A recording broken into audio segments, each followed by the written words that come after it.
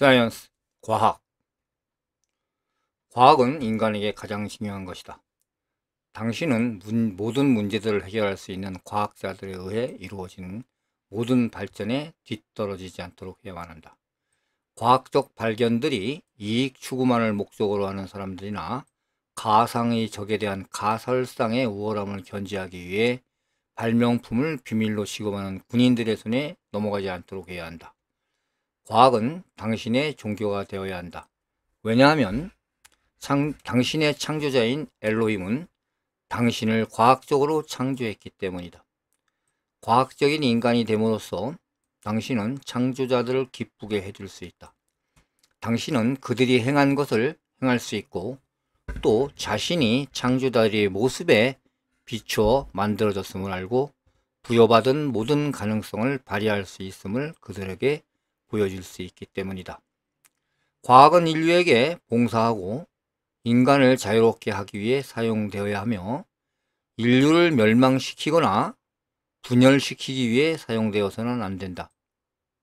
과학자는 신뢰해야 되지만 금전적인 이익에 좌우되지 않는 과학자만 신뢰할 수 있다.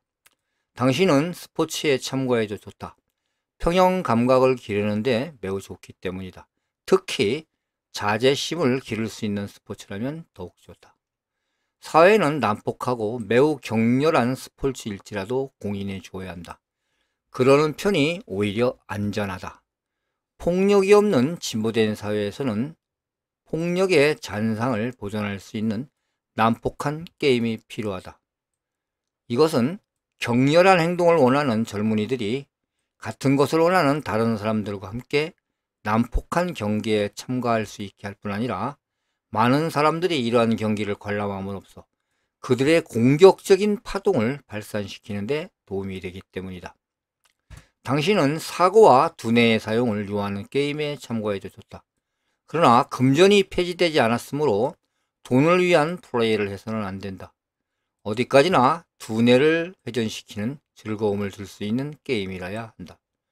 글을 쓸 때는 최후의 예언자를 기념하여 1946년을 클로드 라엘 기원 원년으로 하는 새로운 연대를 기입하도록 하자. 그러므로 1976년은 클로드 라엘 31년이 된다. 또 보병궁 시대 31년 혹은 계시의 시대 31년 혹은 황금 시대 31년이라고 불러도 좋다. 라엘 기원을 사용하던 라엘리언 무브먼트의 연도 표시는 라엘 50년부터 새로운 기원으로 애프터 히로시마의 후부터 애프터 히로시마 50년을 변경으로 사용하기로 했습니다. 자, 인간의 두뇌의 잠재력을 모두 이해하려면 아직도 영원합니다. 제6감, 즉 직감은 어릴 때부터 발달시키도록 해야 합니다. 이것이 텔레파시다. 텔레파시는 우리들로 하여금 우리들의 창조자 엘로힘과 직접 교신할 수 있게 해준다. 많은 영매들이 무엇을 해야 되는가를 묻기 위해 나에게 왔다.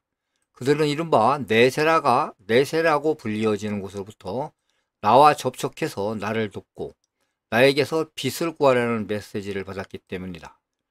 영매는 수준 이상의 텔레파시 능력을 가지고 있으며 그들의 두뇌는 각성 상태에 이르는 길을 걷고 있기 때문에 매우 중요한 사람들이다.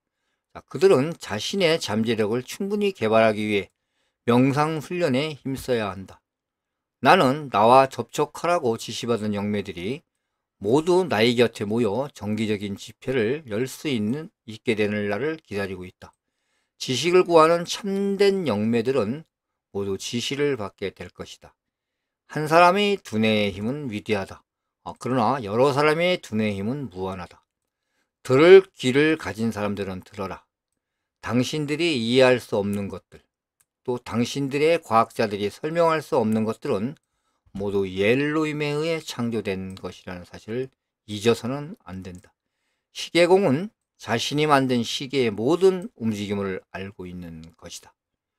자,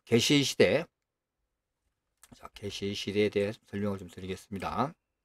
자, 계시의 시대, 문자 그대로 진실이 밝혀지는 시대가 예언대로 도래하고 있음을 잊어서는 안 된다. 그 시대에는 수많은 허위 예언자들이 나타난다고 예고되었다. 당신의 주변을 한번 돌아보기만 해도 지금 그때가 왔음을 알 수 있다. 허위 예언자란 신문에 자주 나오는 점성술자들, 그리고 고대의 기록을 신봉하는 자들, 즉 엘로힘이 고대의 원시인들에게 준 메시지를 지금도 문자 그대로 따르는 사람들로서 과학의 은혜를 거부하는 사람들이다. 그들은 하늘에서 왔다는 것만을 두려워하며 신들로 숭배하던 마음이 좁은 원시인들이 떨리는 손으로 받아 쓴 기록을 더 중요시한다는 얘기입니다. 반면 그들은 하늘에서 내려왔다는 것만으로 쉽게 무릎을 꿇지 않고 우주를 이해하려고 노력하는 성숙한 인간들에게 전해진 참된 메시지를 배척합니다. 당신의 주위를 바라보라. 광신자들의 무리와 반계몽주의적 종파들이 수없이 눈에 비칠 것이다. 이들은 진리에 굶주린 다감한 젊은이들을 유혹하고 있다. 어느 철학자는 이렇게 말했다. 예수는 인간이 따라야 할 길을 보여주기 위해 왔지만 사람들은 그의 손가락만 보았다. 이 말을 깊이 생각해 보자. 중요한 것은 메시지를 전하는 자가 아니라 메시지를 보낸 자이며 메시지 그 자체인 것이다. 동양의 제종교에 이끌려 길을 잃어서도 안 된다. 진리는 히말라야 정상에 있는 것도 아니고 페루나 그 밖의 장소에 있는 것도 아니다. 진리는 바로 당신 자신 안에 존재한다. 그러나 이국적인 것이 좋아서 여행을 하고 싶다면 먼 나라를 가보는 것도 좋다. 그곳에 가본 후에야 당신은 결국 헛되게 시간을 낭비하여 구한 것이 당신 자신 안에 있음을 이해하게 될 것이다.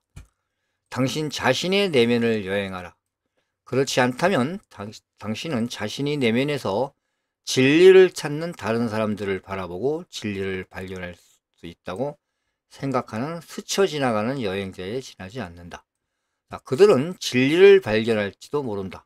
그러나 구경꾼인 당신은 진리를 발견하지 못할 것이다. 더구나 자기 자신의 내면을 여행하는 데에는 비행기도 필요 없는 것이다. 지혜와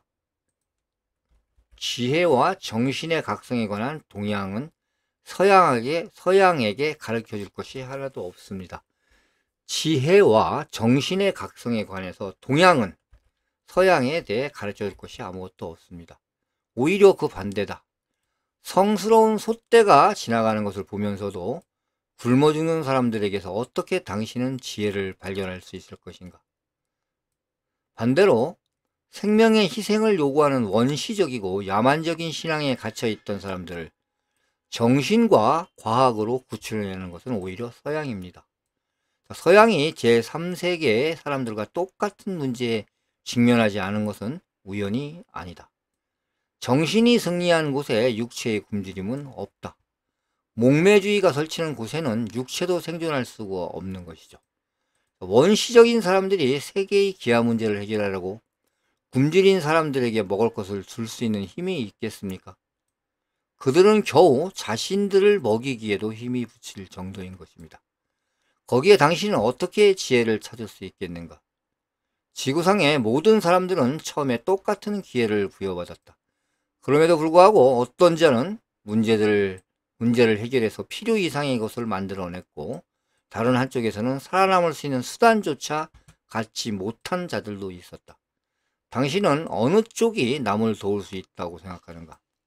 서양 사람도 개화된 정신의 길을 가기에는 아직 멀었지만 동양 사람들은 서양 사람들이 이룬 것의 10분의 1도 이루지 못한 것이다.